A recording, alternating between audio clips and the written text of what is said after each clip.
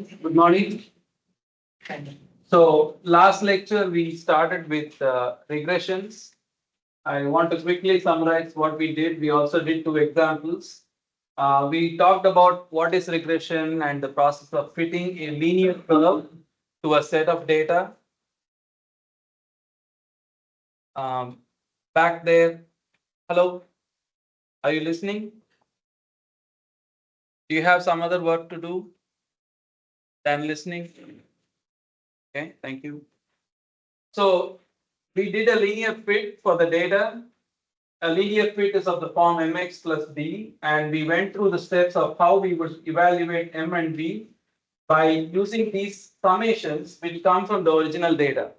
So if you go back to the last lecture, you can see how we got this set of equations. I went through the derivation, and once you have the data, you can easily get these sums. This sigma xi is essentially the sum of the x column, and sigma yi is sum of the y column, and x squared is you square each entry, xy is you multiply these two, and you can get these numbers, and then you have two equations in two unknowns to solve for m and b. Okay.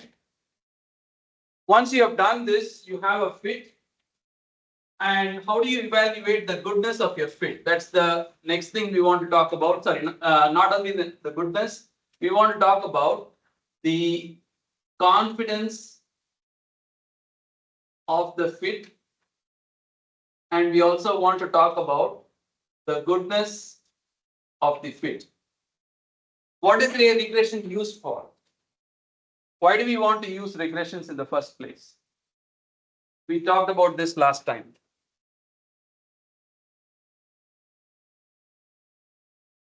Get data which could be numerous and inconvenient to handle if you were to handle 100,000 numbers every time. So you summarize the data using a regression expression that fit constant captures all of the trends in your data. And in this case, the trend is a simple linear trend. So once you do this, if your data is plotted in this fashion, what you're saying is this may be replaced entirely with a line which is y equal to mx plus b, and these two are equivalent to each other. That is the implication of having a regression, that your data can now be replaced with an equation of mx plus b.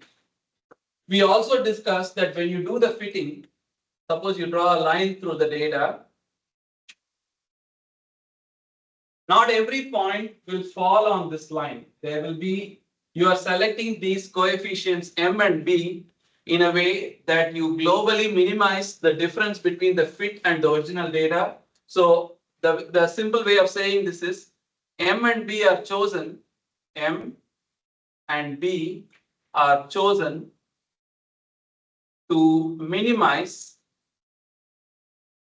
SR, the sum of the difference between the fit and the original data. M and B are chosen to minimize SR. What is good for the entire data set may not be good for a single data point. So the line may pass through the data point at one instance. It may be above or below the data point at another instance. Okay. So if you end up using this fit and you make a prediction, saying the value of y, if x has a value of say x naught, y has a corresponding value of y naught.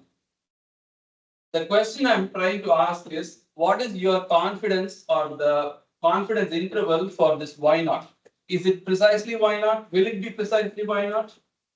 We recognize that's impossible, right? Because the line cannot pass through every data point unless they are literally are on the same, literally from the same equation. So we want to calculate what is the confidence interval or uncertainty on the fit value. So when we say y fit at a given value of x, we also want to write what is the delta y associated with it, which we may refer to as the confidence interval of the fit prediction. Okay, so how are we going to do that? I'll first say my point and then you can write. So when we calculate this difference between the data and the fit, what is the attribute or quality of an ideal fit? If your fitting procedures were perfect, what should be the value of SR? 0, right? It should describe all the data if it were a perfect fit. What we do is we take SR and we normalize it to the size of the data set. So it's like taking the average disagreement between the fit and the data. We divide by n, but not precisely n. We divide by n minus 2, where 2 is the number of fit constants in our fitting procedure. Next step, we are going to see quadratic regression where there will be 3 fit constants. So we will be dividing by n minus 3. So this quantity here, s y bar x, which is square root of SR over n minus 2, we call this standard deviation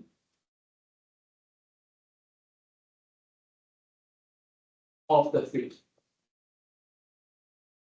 Standard deviation of the fit.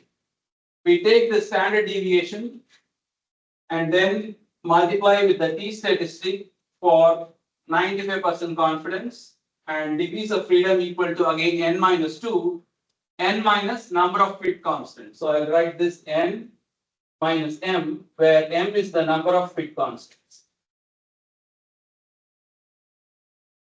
You know how to look up t-values, don't you? You know, you have your table, you can easily do that. So we get this confidence interval, and whenever you have a fit prediction, you put an error bar on that, which is equivalent to the confidence interval.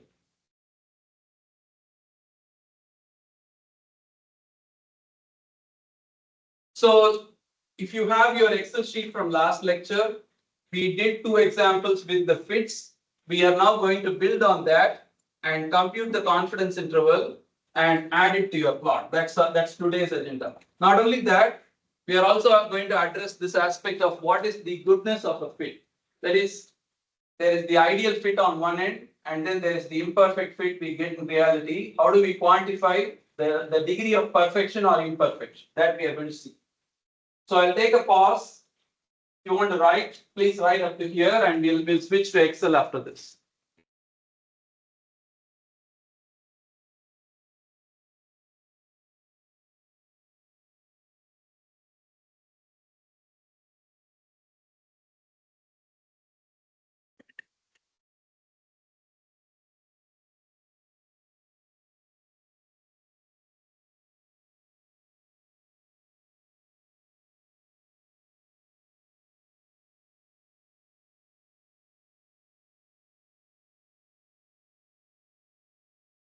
Those who could not come to last lecture, please go home and review the recording, because this is one of the more practically relevant topics for your engineering practice.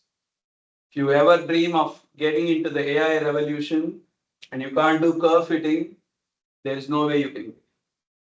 Because AI is essentially curve fitting on steroids.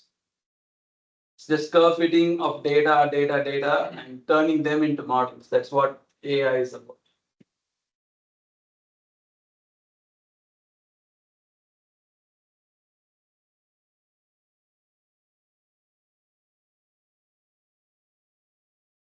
Is people who are writing, are you good? Are you done writing? Can I pull down the screen? So you need this formula, okay? You need, actually you need both of these formulas. So hopefully you can tell me when I need you. So I posted this Excel file to Canvas. If you didn't do your own file, you can start with my file and continue building on it. Okay. All right. So this is example 17.3, where happened. Yeah. This is example 17.3, where we did a problem with a linear data set, and the fit constants turned out to be these values. Those who were here last time, are you okay with this so far? Right?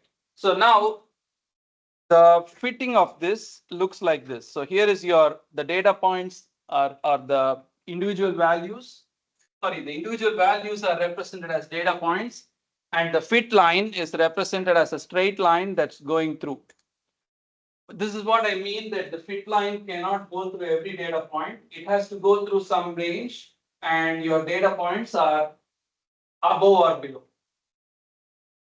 Once you have the fit, you can forget about the original data. That's the utility. Okay. Okay. So now we want to go here and open a new column G and compute error, which is defined as y minus y fit, column C minus column F. So if you don't already have it, go ahead and do that for me.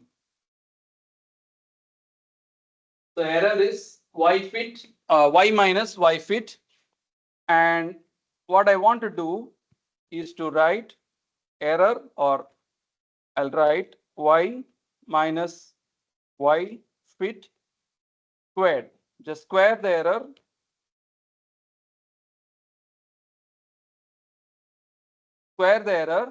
and then sum it up.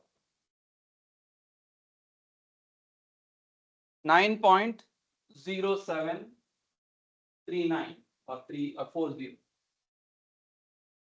What is this number? By our nomenclature, what is this 9.07?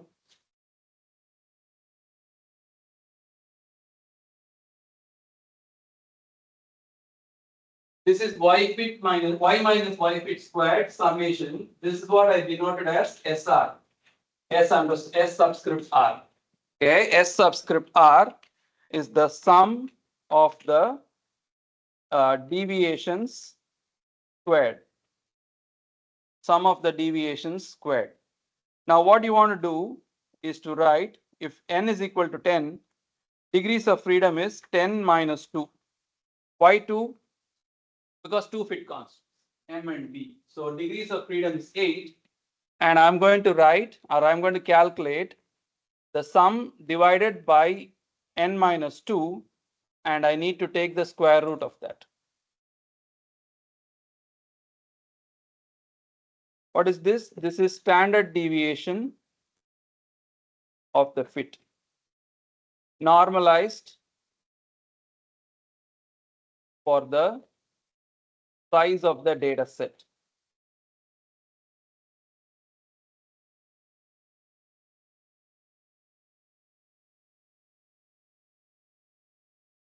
Are you with me so far? No? What is not clear? This number? You understand this? So this divided by n minus 2. Not n, but n minus 2.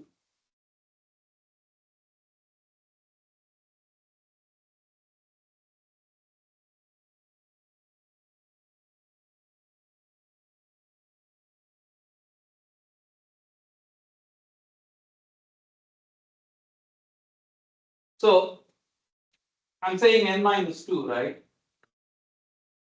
You have 10 data points here. N minus 2 is 8. If you had only like 6 data points out of which you are forming a fit, this number will be even more strongly affected by n versus n minus 2. But suppose you had a data set that had 100,000 data points. 100,000 and 100,000 minus 2 barely change, right? So this number will get smaller as the size of your data set becomes larger. That's why it gets more, you get more confident if you prepare large data sets. That's the power of large data. It increases the statistical reliability. So the next step is to take the standard deviation and multiply by the t statistic. So if you are in Excel, how you get t statistic is type in what I do, TINV, T inverse. Okay, T inverse of 1 minus 0.95, and degrees of freedom is 8, which I recorded in cell A13. So this is degrees of freedom.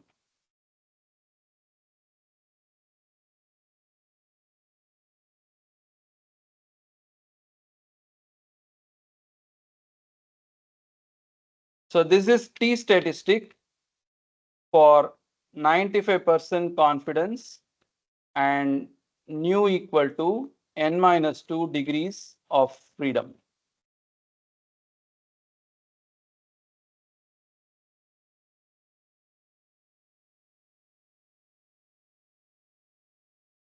Kindly tell me if you are able to get this 2.306 using Excel. Are you able to? Okay. I got it. Good. So then, last step, we want to take the t statistic, multiply by the standard deviation. This is the confidence interval of the fit. This is the confidence interval of the fit, which is colloquially referred to as the error bar.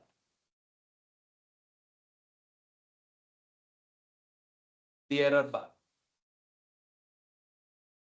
That is related to statistical errors, errors related to fitting this data to a linear fit.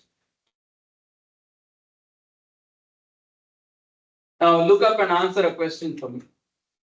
Suppose your data is not linear. Suppose it's some kind of a polynomial data, but you nevertheless forced it to be a linear fit.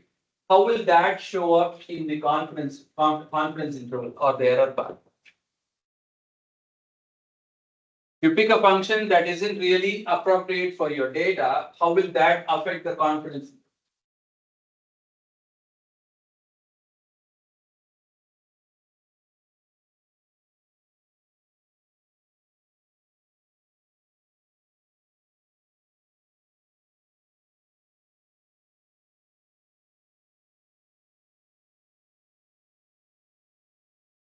If the two don't match, by definition, at every point the error will be significant. Right? The error will be large. And if you square it and add it, whatever you are getting as the sum of the deviations for this fit will be different or will be much higher if you choose an improper function. This is linear data, but for the heck of it, you choose a cubic polynomial and try to fit it, you will only get a very large number as your deviation. So it's like a lock and key. Only the correct functional form will help you minimize this confidence interval. Make it as small as it can be. If you choose anything else, it will only get bigger. Okay, we'll see this more when we do quadratic regression next. Okay, so we have this confidence interval. Okay, so now how do you actually represent your fit data?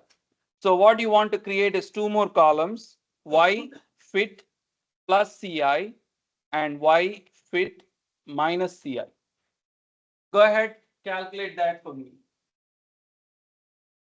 Y fit, whatever its value is, plus ci is right here. I'll freeze it. And then y fit minus ci.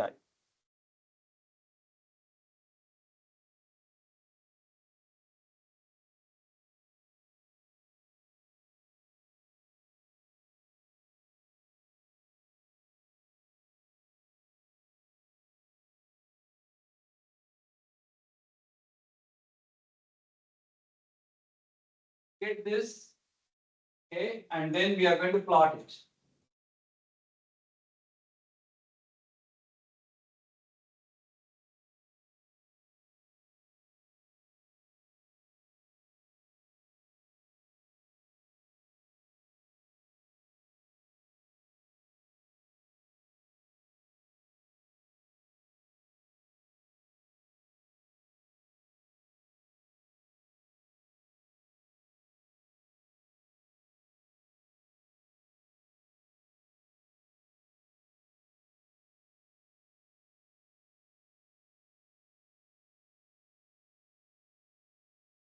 Are you able to get y fit plus ci and y fit minus ci?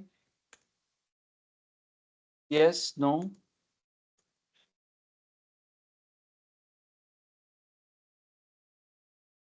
Yeah?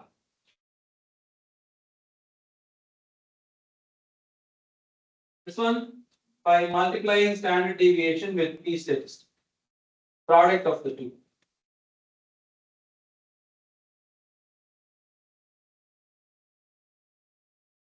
It's in the same T button. So did you put T inverse? The syntax is T inverse 1 minus 0.95, where 0.95 is our probability, and degrees of freedom should be 8 and not 10.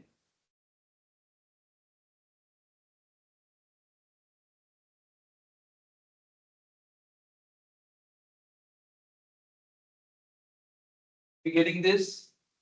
Y plus Ci, Y minus Ci. Are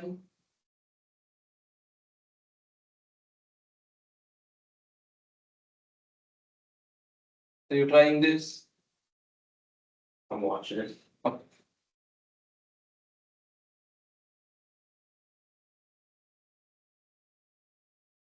Santiago, you got it? Who else is still working on it? Okay. After you get this number, take y fit, add this number, take y fit, subtract the number from every prediction so that you go from first to last. Okay. So drop your pencils, look up. Here is the data. This is the raw data, no fitting yet. To this, I want to add the fit line. Okay, I'm going to say select data, add, and series name is going to be y fit, and oops, and then x values.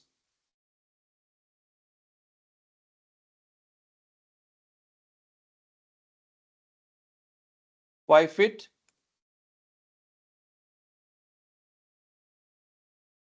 Oh, name of this.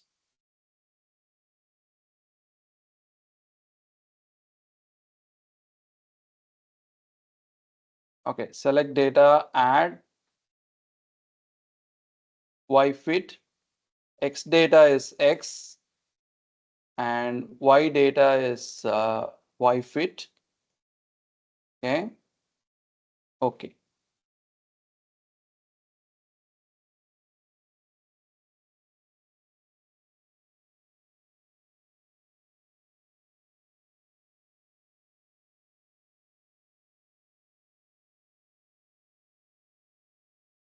Okay.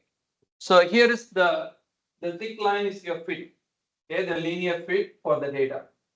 To this, we want to add two more lines, one for the y fit plus Ci and one for y fit minus Ci.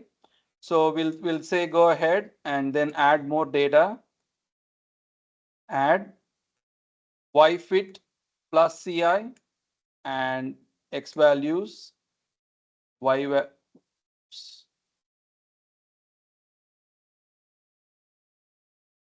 Please don't crash. Please don't crash.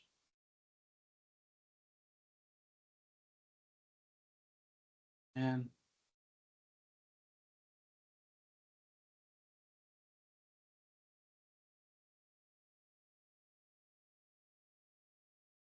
okay, here's my fingers crossed.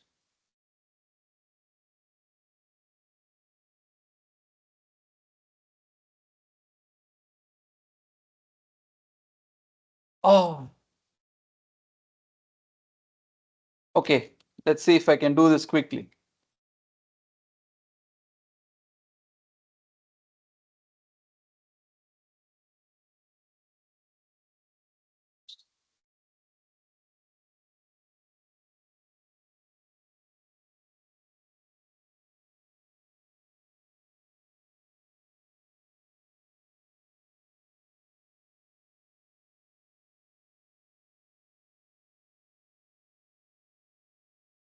Divided by n minus 2, which is 10 minus 2, and then I have t statistic 1 minus 0.95, and then degrees of freedom is 10 minus 2. Oops. Is this really important now? Oh wait, there is a recovered version. Okay. Oh yeah, great. Okay. So here is my chart. Oh, perfect. Okay. Microsoft isn't that bad actually. Okay. So here is the fit. Okay. What happened?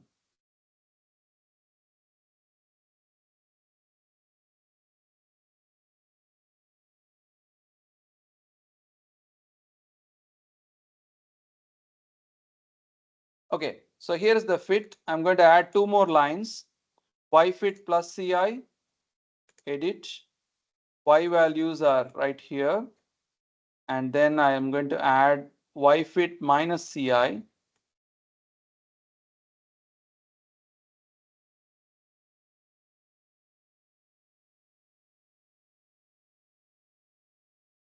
CI. Okay. And we'll format the data series.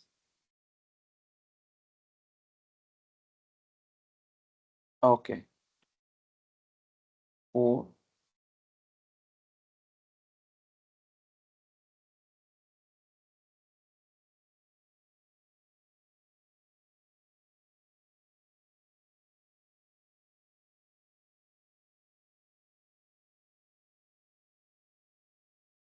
great.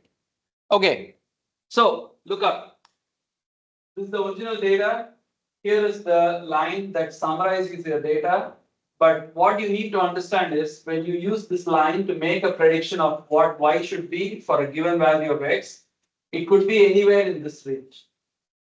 The implication is the true value of y could be anywhere in this range with 95% probability. If you wanted only a 50% confidence, then this range will come closer. If you wanted 99% confidence, this range will go further. So a fit does not guarantee you that the data is represented or the value predicted by the fit is the real value. It makes that prediction with a hedging that it is valid for this range with 95% probability. Okay. So you're supposed to take this always with a pinch of salt. Any fit will have a confidence. Okay, so don't blindly trust these equations unless you know what is the confidence on them. Okay, so now if you want, please complete this calculation. I'll give you a minute and then we'll do the second problem that we did the other day and add confidence intervals to that as well. Okay, so I'm going to wait for a minute here.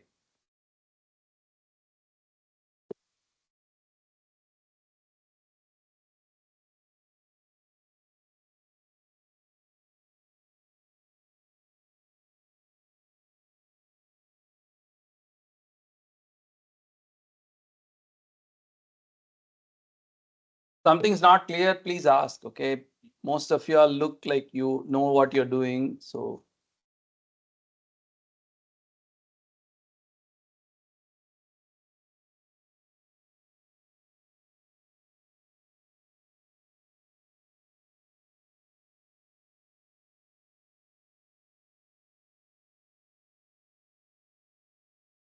are we able to get up to here?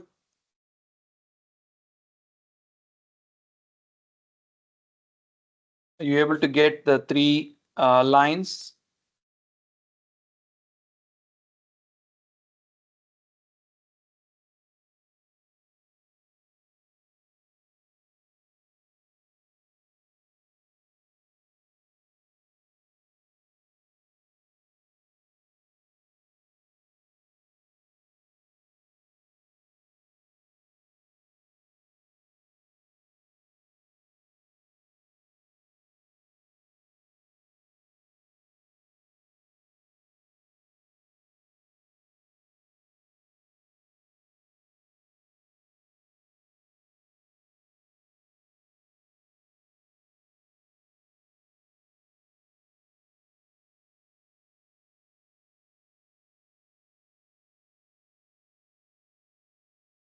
Good.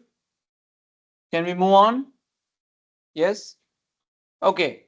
So I told you that not only are we interested in the confidence on the fit, we also want to know how good is the fit itself on a on the scale of the entire data. How do you do that? Or in principle, how do you think about it? What is a good fit?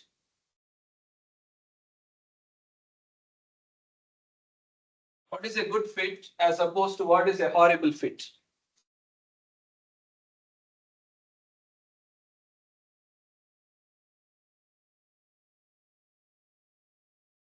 Just have some opinion on this. Good fit contains most of the points, and it also describes the relation between the dependent and independent variable perfectly. Whatever x and y are, one of them is independent and the other is dependent. That relationship is perfectly described by a parameter. We need to come up with such a parameter.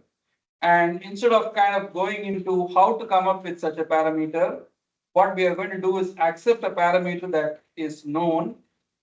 So here is the famous R squared.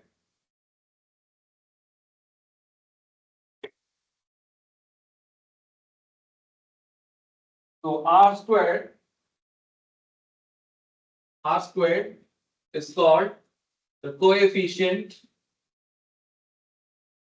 of determination.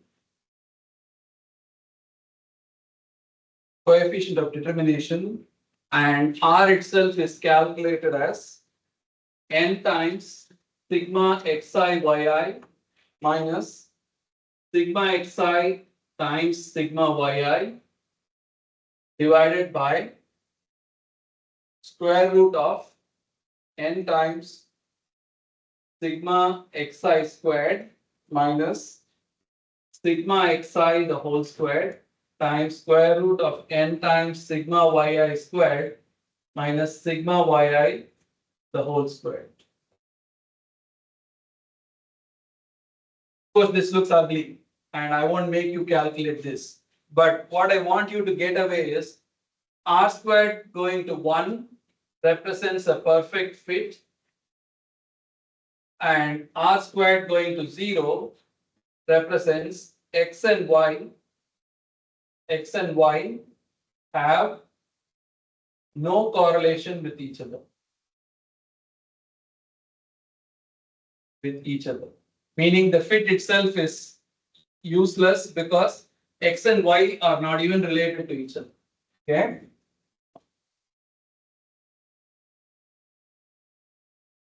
X and y have no correlation with each other.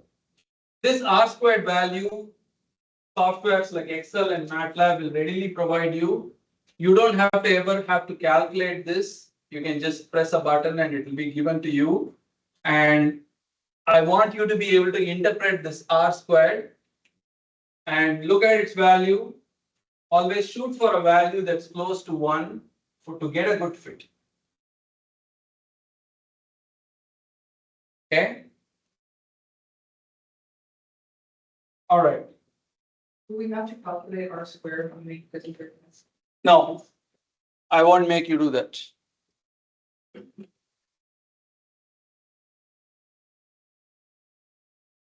Okay, so write that down.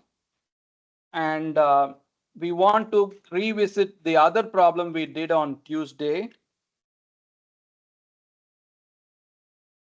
If you're done writing here, I want to bring the screen again.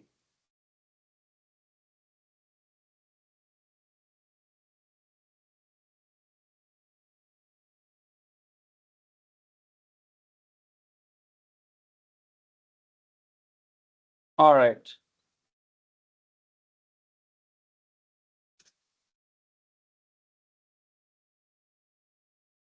So pay attention for a few minutes first. So here is the problem we did. The original data xy is on the leftmost side, x and y. First thing we figured out is that x and y don't have a linear relationship with each other. So if you just plot x and y with each other, the raw data, you can see that this trend is not at all linear. So we did a transformation wherein we took the logarithm of x, we took the logarithm of x and we took the logarithm of y and we plotted those two together and they had a linear relationship. So we call that nu x and nu y, and we formed a linear relationship between nu x and nu y. And that calculation is basically here. Okay. Finally, what you want is a confidence interval for the fit for the original data. Nobody cares about the intermediate data that you generated by doing a transformation. How do you get a fit for the original data, and how do you get a confidence interval for the original data is the real question. Okay, so let's follow the steps. Okay, so here is the transformed data. I'm going to call this y equals logarithm of small y, and actually I think yeah. So this is y equal to m times x plus b. Okay, where m is this minus 0.54 and b is 3.05. Y equals m x plus b. Okay, with me so far? Okay. If this is what y equal to mx plus b, how would you transform this into the original data or in original variables? You need to take the inverse logarithm, and how do you do that?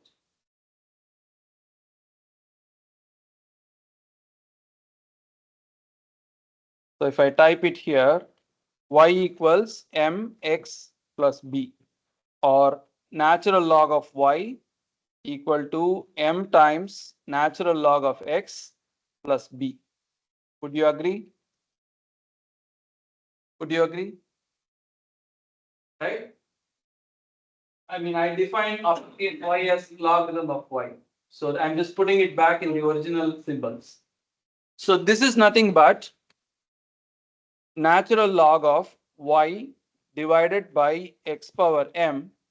Okay, y divided by x power m equal to b. Would you again agree with me? So y equals exponent of b times x power m, where m is minus 0.54 and b is 3.0514. Santiago, you're okay? Okay. All right. So now I want you to go back to this fit and compute its error, and also compute its error squared. Actually, hold on.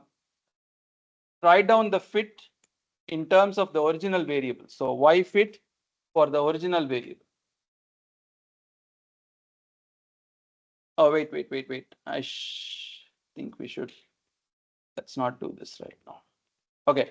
So take the transform fit and calculate the error. So y fit uppercase y minus y data. What would that set of values be? And we'll then square it. Error squared is this squared. Okay, and then this is sum. What name did I give there? Sum of the deviations squared. Sum of the deviations squared. Okay, and then standard deviation of the fit is this number. This minus 2 is the degrees of freedom.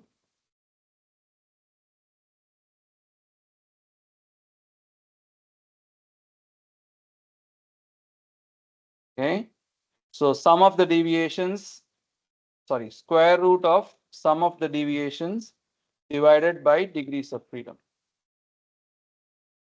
Can you get up to here and tell me if you are okay?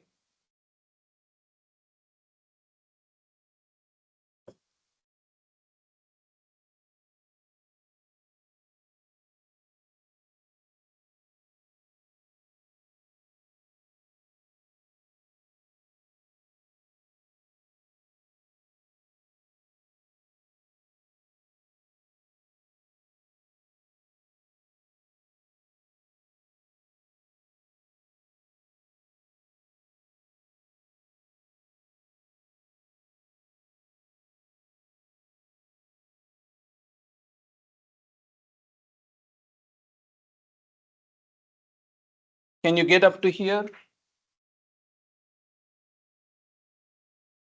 This is just a repeat of the previous problem.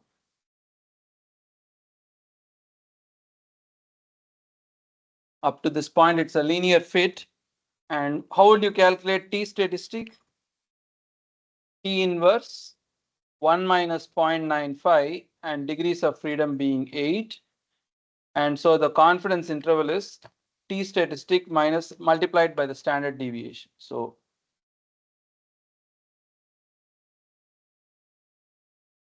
okay.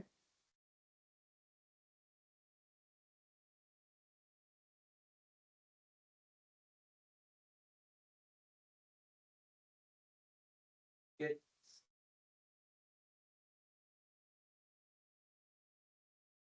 question? I just had a question on This one? that, yeah. Yeah. Yes, the fast size, you'd have to move it over by subtraction, right? You can Yeah. divide it. Y, so ln of m times ln x is ln of x power m. And if you take it to the other side, it becomes a difference. Difference becomes a quotient. Okay. So ln of y divided by x power m is equal to b. And then if I take the exponent of both sides, I have y equals exponent of b, whatever b is, times x power m. That's all. Okay. So I hope that you are able to get this confidence interval by following the steps I just showed. Okay. This confidence interval is for the transformed fit. I'll make a note here. This confidence interval is for the transformed fit.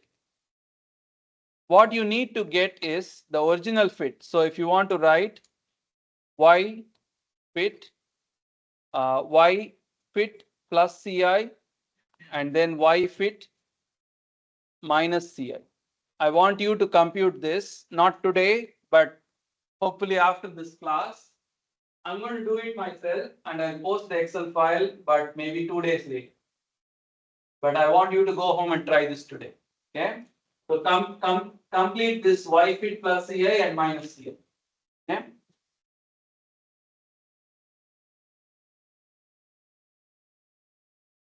So in this linear regression, we saw 3 concepts. One is how to fit a linear regression. 2 is how to transform data, usually by taking a logarithm or some kind of mathematical trick. And then 3 is computing confidence intervals for that linear fit. Doing the transformation to go from a original data to the transformed data is really an art form, in the sense if you practice more, that intuition will come. For that, what I suggest is, if you are going to watch this video recording later, I would ask you to try problems between 17.3 to 17.14. Those are problems which involve only one variable and they involve transformation. So I want you to try them, get stuck, and either talk to each other or come to me so we can unstuck you. Okay. So between problem 17.3 to 14 is what you should practice for your quiz coming up next week, next Thursday. And for the quiz, I most likely will only ask questions based on last lecture and today's lecture. Whatever I'm doing on Tuesday will not be on the quiz. Next Thursday. 17.3 to 17.14. TO2.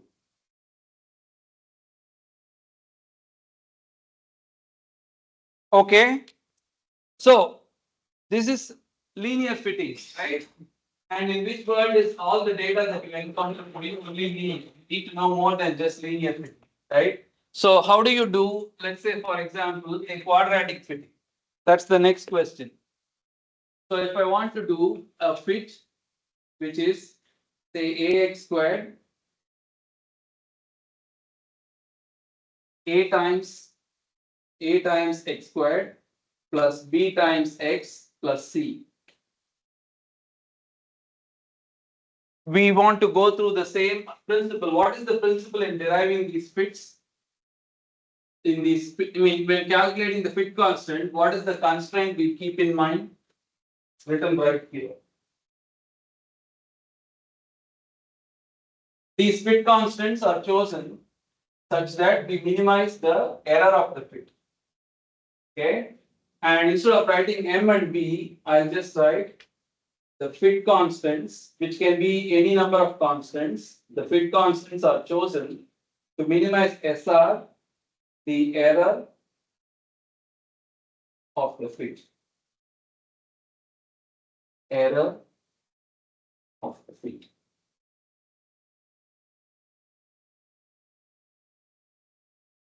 Okay, and instead of making you go through like a long derivation again, I'm going to give you a trick which has worked so well for me. This is your equation, right? Y equal to ax squared plus bx plus c. To get the equations to solve for a, b, and c, you need three equations. Do you recognize that? We need three linear equations to solve for a, b, and c. Would you agree? Right? To solve for a, b, and c. Here is what you do. Equation 1. Take this equation, do a summation yi equal to a times sigma xi squared plus b times sigma xi plus c times n. Second equation, multiply inside by xi. So sigma xi yi equal to a times sigma xi cube plus b times sigma xi squared plus c times sigma xi. Equation 3, multiply by xi one more time, xi squared yi equal to a sigma xi to the fourth plus b sigma xi cube plus c sigma xi squared. That's it. You have three equations for three unknowns. How am I so sure about this? Because I've done this and I know this trick works.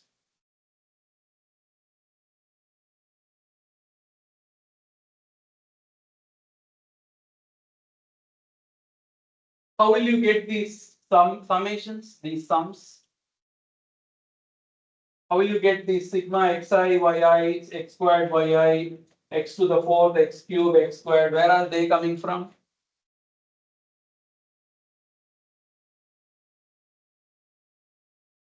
From the data. Once you have two columns of data, there is so much you can calculate based on it. And we'll do an example to do these calculations. Okay. So once you have the A, B, and C, all the arguments we talked about related to the degrees of freedom apply except for quadratic fit. So number of fit constants is 2 for linear fit is equal to 3 for quadratic fit. Because you have A, B, and C.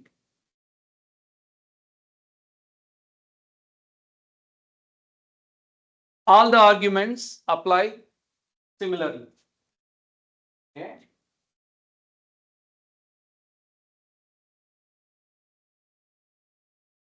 So if you write up to here, you can do an example problem.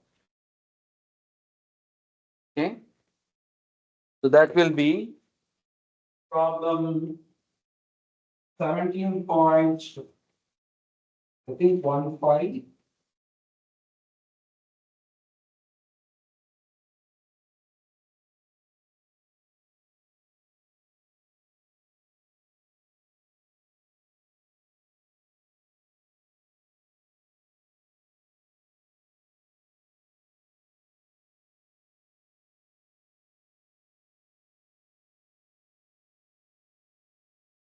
How many problems on quadratic?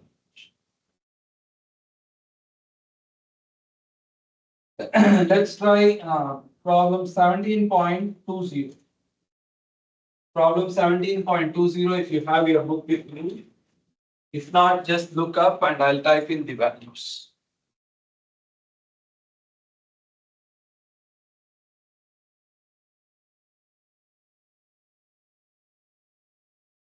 So I'm counting on you to write this on your notebook and evaluate the sums. Okay, I'm going to pull the screen down.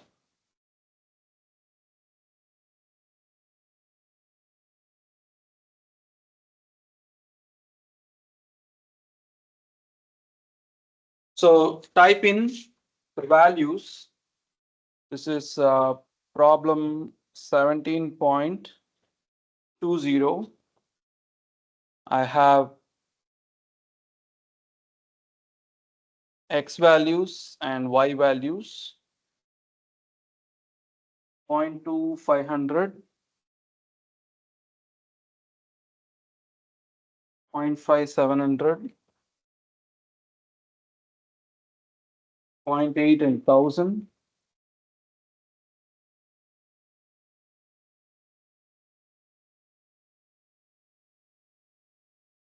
1.2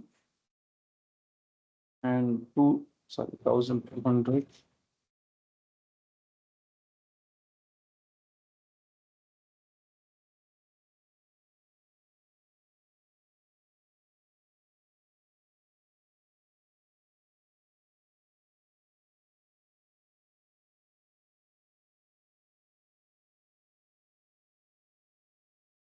So as soon as you obtain the data, check what does it look like.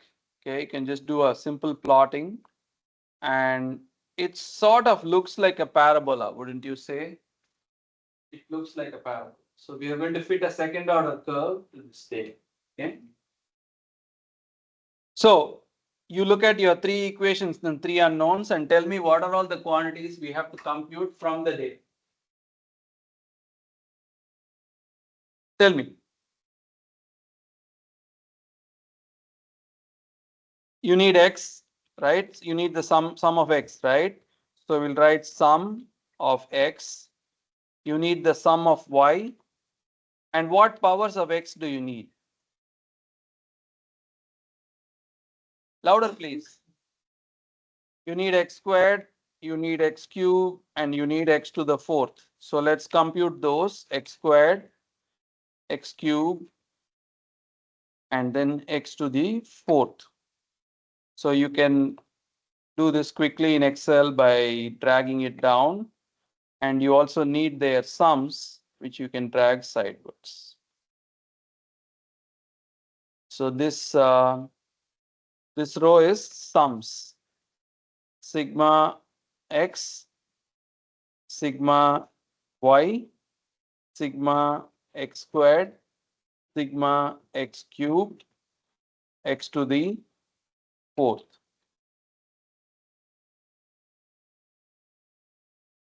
Okay, and then what other products do you need? Y, I remember seeing an xy. I remember seeing a x squared y. So sorry, xy and x squared y. Was there a x cube y?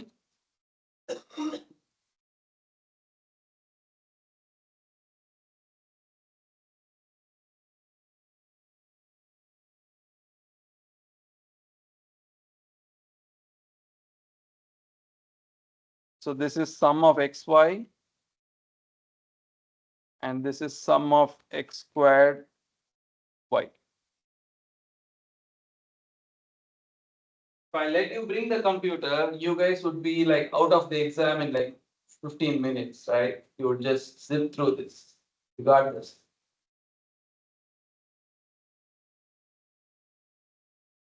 What do we do next?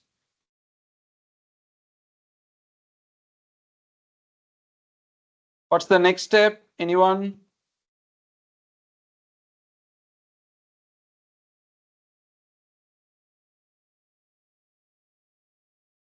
You have three equations and three unknowns, and whatever is highlighted in yellow here is the coefficients that you need to use. Okay. What were the three equations? Let me see if I can write it here.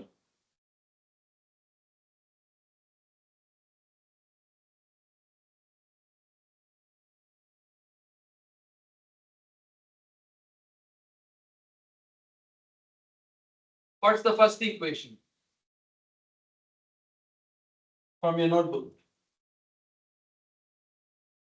Sigma y, which is 12,000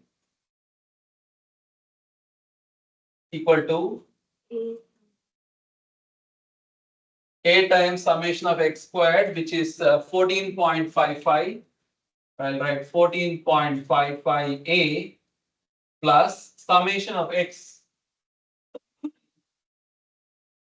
8.7 b, good, plus what multiplied by c? N is 7, right? So 7c. That is equation 1. Okay, and then second equation is summation of xi yi, which is 20,355 equal to 27.453. 27.453 a 10.55. plus 14.55 b plus 8.7 times c. And third equation will be summation x squared y, which is here 39358.5 equal to you need sum of x to the fourth 54.8835 a plus 27.453 b plus 14.55 c. This is equation 3. Three equations, three unknowns. Gauss Seidel, not Gauss Seidel. Put it in your calculator and get the answer. Who would want to do Gauss Seidel without, like waste time on? So put it in your MATLAB or your calculator and get the values of A, B, C, the fit constants.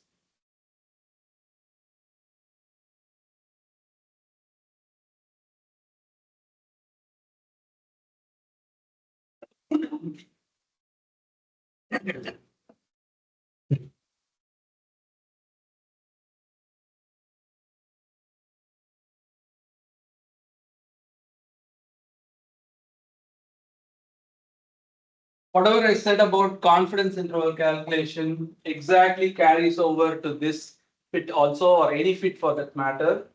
Only thing you have to be aware is the number of degrees of freedom here will be what? You have three fit constants. So it will be n minus 3, which is 7 minus 4. I'm sorry, 7 minus 3 equal to 4. You have to be careful with that. Okay, as the number of fit constants increase. All right. So can somebody solve for A, B, and C and tell us the fit? Or tell us the fit constants. I can just go to trend line and say polynomial of order 2 and say display the equation in R squared for me, and I'm done. But I'm not getting the grade, right? So you should do this.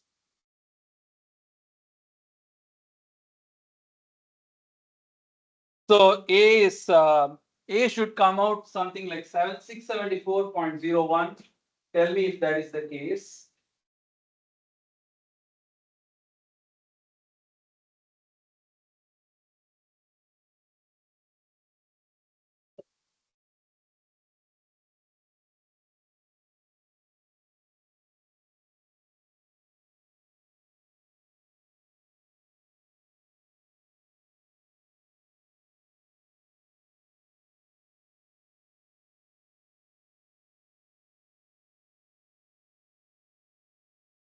You come to this stage in your test or your exam, I don't really care how you get the A, B, and C. Anything other than copying from the next guy is okay. Like you can use your calculator, do it in 1 second, that's fine. Just get me the answer.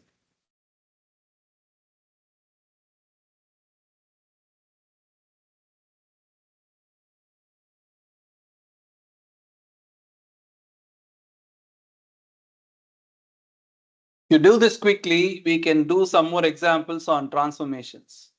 So please, let's not drag this until 12:45.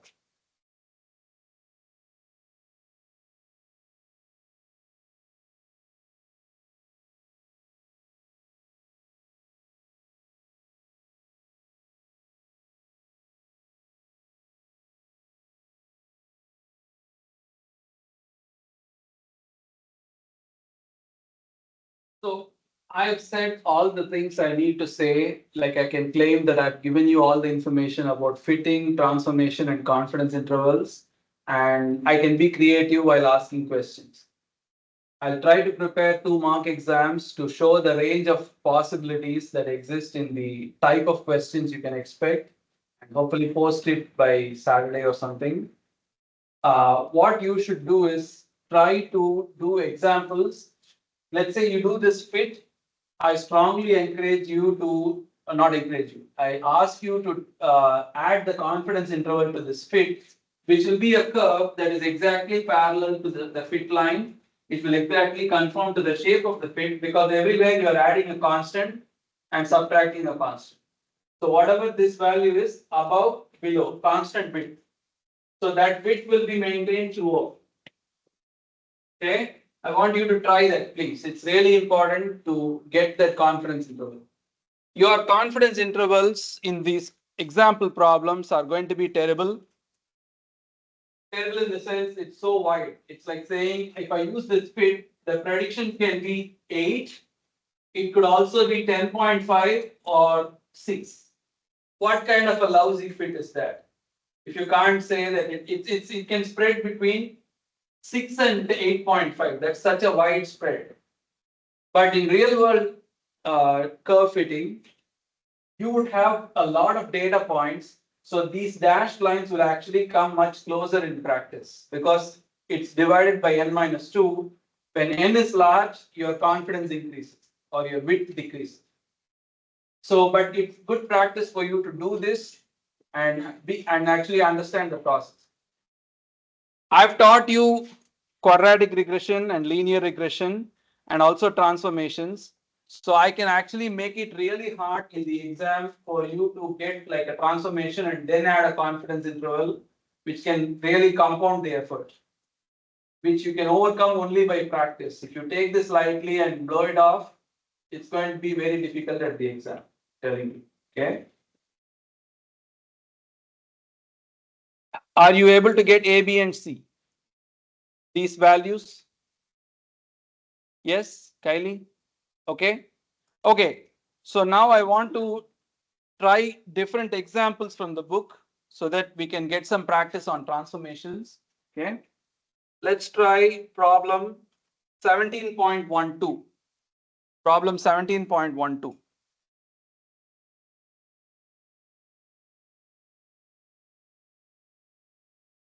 17.12, write down the data. It is in terms of C and K, where C is some concentration and K is some rate constant. Seems like this kind of stuff you biomedical engineers would be doing, like bacteria, something. Okay, C and K. You get 0.5, 1.1, 0.8, 2.4, 1.5, 5.3, 2.5, 0.5, 7.6, and 4 and 8.9.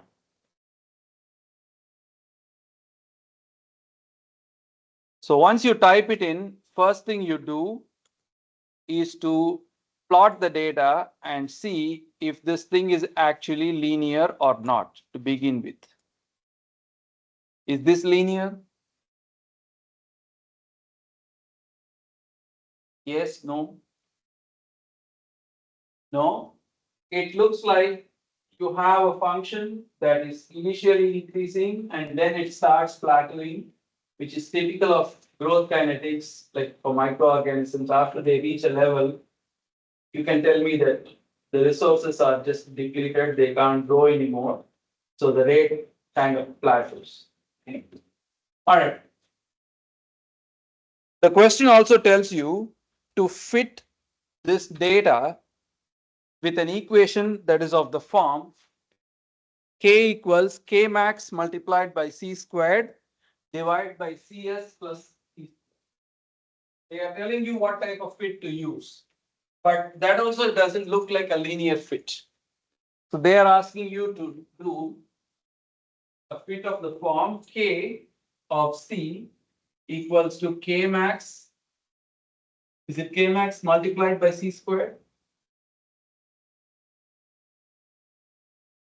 What is anyone looking at the question? No? Nobody has a textbook? And c squared multiplied by cs plus c squared. Now listen, this equation, does it look linear to you?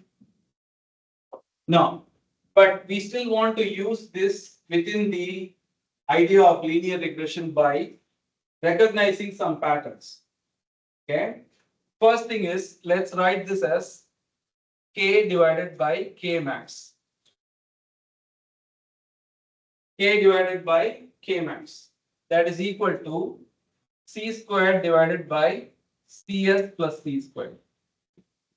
Would you agree with me? I just brought the k max to the other side. Now I want to invert both sides. That is, instead of considering this, I want to consider the reciprocal of this. So I'll say k max divided by k equal to cs divided by c squared plus 1.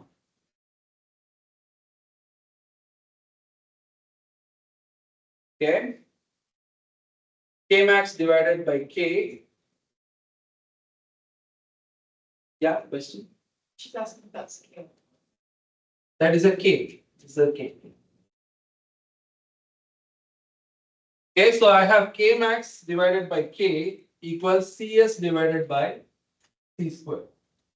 Okay, and finally I'll write k max divided by k minus 1 equal to cs divided by c squared. What I am saying is, instead of plotting k and c as they are given, if I plot the inverse of k with inverse of c squared, I can expect a linear relation between them. That is, cs is an unknown. I have c squared, which is coming from the original data, but I'm not interested in c, but I'm interested in inverse of c squared. It's like saying y minus 1 equal to cs times, I'm sorry,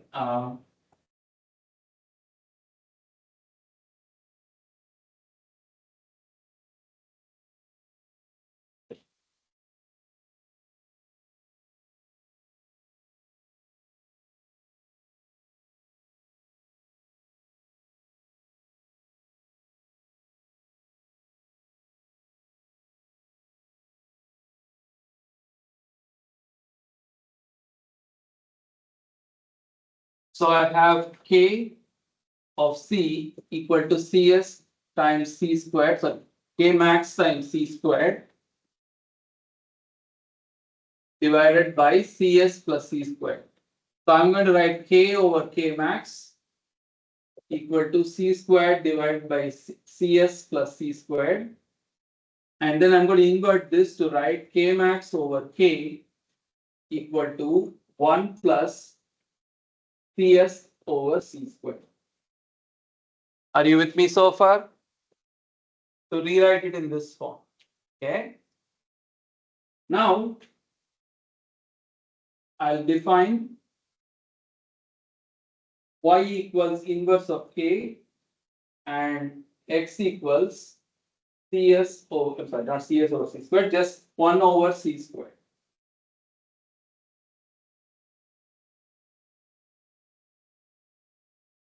Okay, so if I do that, I'm going to get K max times Y equal to 1 plus CS times X. Look at this and tell me if this makes sense to you.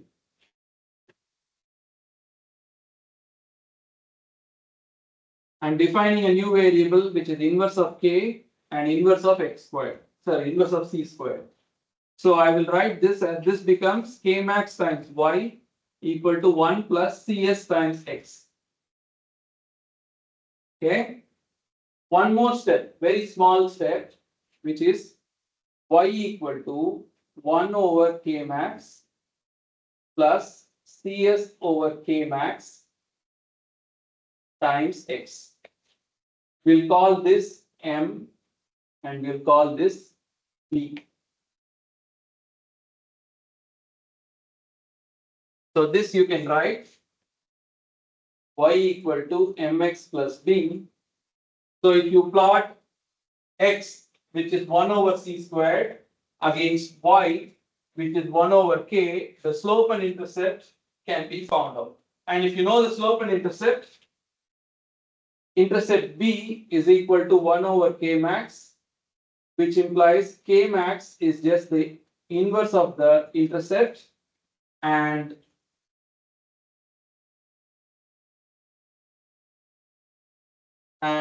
CS over K max is the slope, which implies CS equal to M times K max or M times or M divided by B.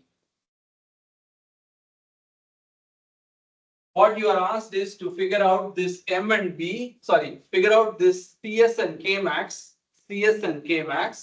to fit with this form. The trick we did is called linearization or linear transformation, to go from something that looks like nonlinear to write it in a form and redefine the variables to get a linear fit out of it. Because we learned one trick, linear fitting. We want to use it in many other places. Okay, so this sort of problem, I would go ahead and say, is going to be on the test next Thursday. You will be given a data set which will not look linear at the surface, but you are supposed to do this little bit of algebra to turn it into a linear set and then solve the problem. Telling you it's going to be on there. Okay, and if the reason I'm like not worried about saying this is going to be true is this is one of the important skills you need to pick up. This is one of the problems. The other problem is calculating confidence interval. Right there. If you pick both those skills, I will be very happy with this.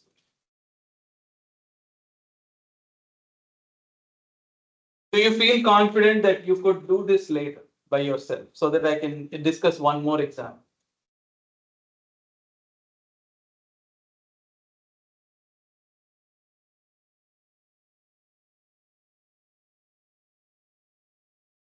Original data, plot your original data in this form, get a linear fit M and B.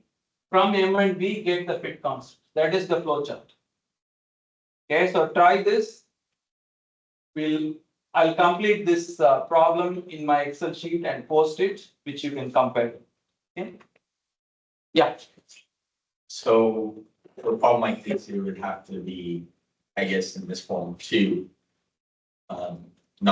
Right, or Two fit constants. this is a two fit. Okay, so we can expect just the two fit example of this, or? Yes, either you will get, you will get a two fit example that involves a transformation. You can take that in writing.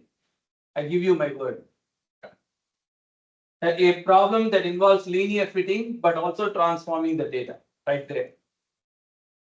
Okay, and I also told you anything between 17.3 to 14 is the practice you need to get. Okay, let's discuss.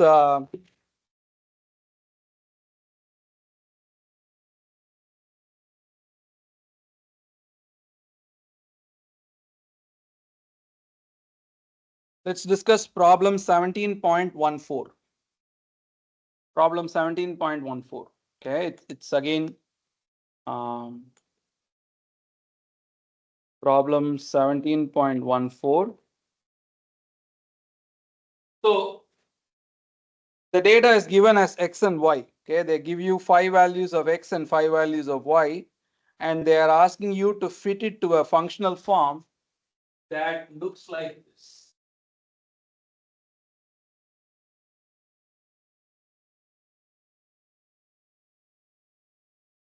Y equal to a plus square root of x divided by b times square root of x, the whole square. How would you linearize this function? Or how would you plot this data in a way that it will lead to a linear fit?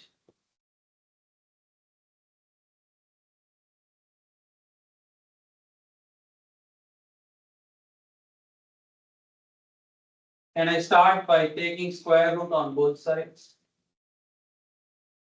Square root of y equal to a plus square root of x divided by b square root of x, which I will write a divided by b 1 over square root of x plus 1 over b.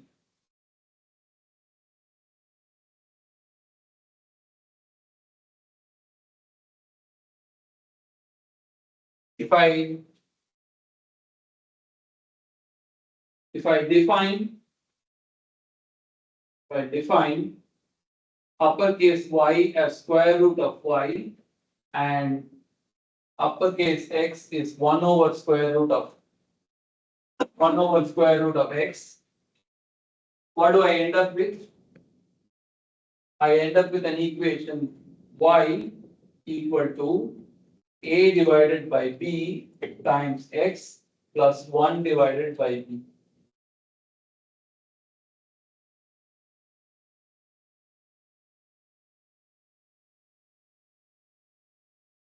So we'll call this a divided by b.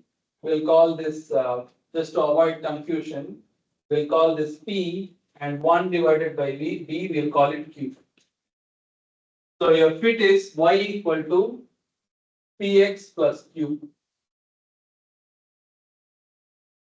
You would do your linear fitting by plotting the original data as square root of y versus inverse of square root of x.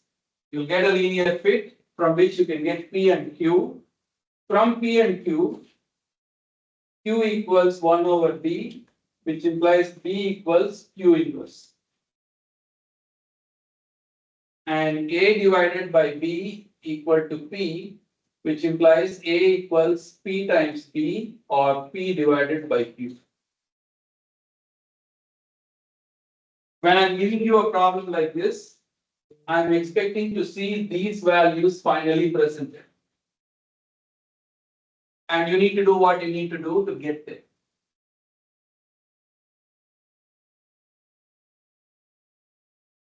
So this is another type of linearization.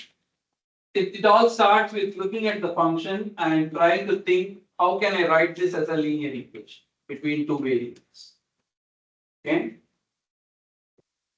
Till 5 minutes, can we do one more example of transformation, linear transformation?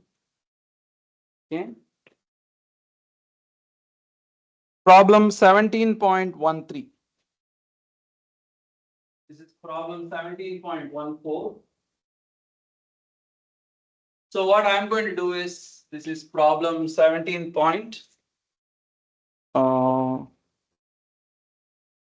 is this? This is problem 17.12.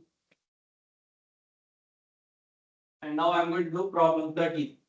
What I'm going to do is post the solutions to these problems by Friday or Saturday, which you can check against.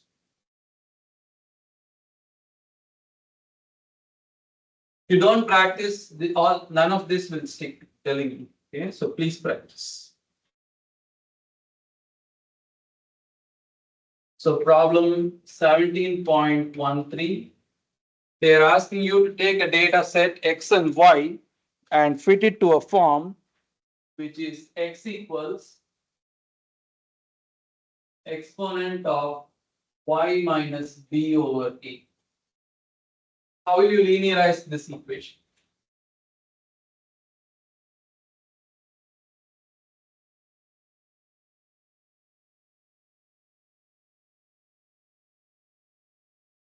Whenever you see a exponent, your clue is take the natural log of both sides. So you'll have logarithm of X equals Y minus B over A.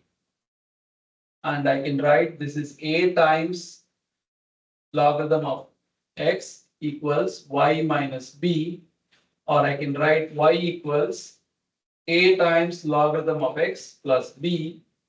You don't have to do anything about Y. Just call this logarithm of X as nu X.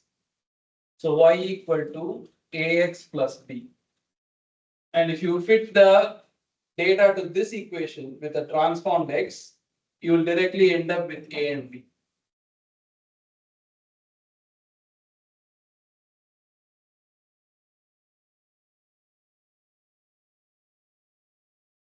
I tried to present a reasonable amount of information, or maybe a little more than reasonable, in 2 lectures.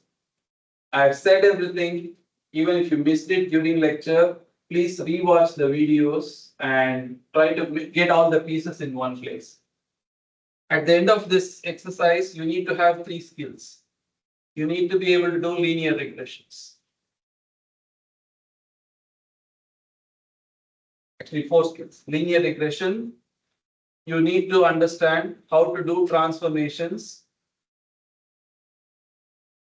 to linearize data sets, or fit equations. You need to be able to get confidence intervals on the fit. Also R squared. And then quadratic or higher order fits. For the quiz on Thursday, there is going to be a problem that combines these two. One problem guaranteed. And the other problem will be to take the linear fit and combine it with confidence intervals. That is the other problem. So you can almost be you are guaranteed that 2 problems involving 3 concepts will show up on this. Okay. This may be tested in the exam too. Okay. And whatever I cover on Tuesday is not for the quiz. It will also be covered in exam too. That is, interpolation is the other topic in the module. Any questions? Yes. I plan to grade them this week. Tomorrow actually. I have faculty meeting this. Usually that's very boring. That's when I do all my grading. Don't tell this to them. I'm recording this. Okay. All right. I plan to post the scores this Friday, Saturday. You had a question? I'm just thinking like, for some of the examples we did on, 17.1, Yeah. we took, where X and Y were both like logged, we took, Yeah. but for some of these where X and Y are completely different. Yeah. So I'm just trying to see how like a graph. So either sometimes in the problem, especially in textbooks, they give you this function and ask you to fit that data to that function. You may ask, where is this function coming from?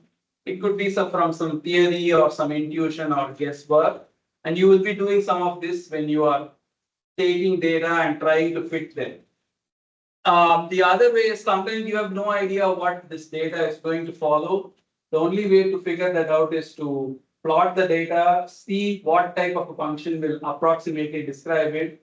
There is a bit of trial and error involved. Nobody is like that good with data that they can just see the data and say, this is the function. Sometimes you can get pretty close with experience and intuition, but it's an art form. It's not like something, there's a rule for it. So kind of the main point of this is just converting it into a linear Yeah. equation to make it easier to. Not easier, that's the only skill we have. We know how to do linear regression. We don't know how to do this type of regression. Yeah. So we reduce anything to a linear and then solve the problem. Okay, so I told you the two problems you're going to get. One is just plain linear regression, but will test you on confidence interval. The other is the data will not look linear at the beginning, but you have to linearize it and solve. Okay, I will try to post one or two mock quizzes also. Okay, mock quizzes and solutions to these problems. Okay.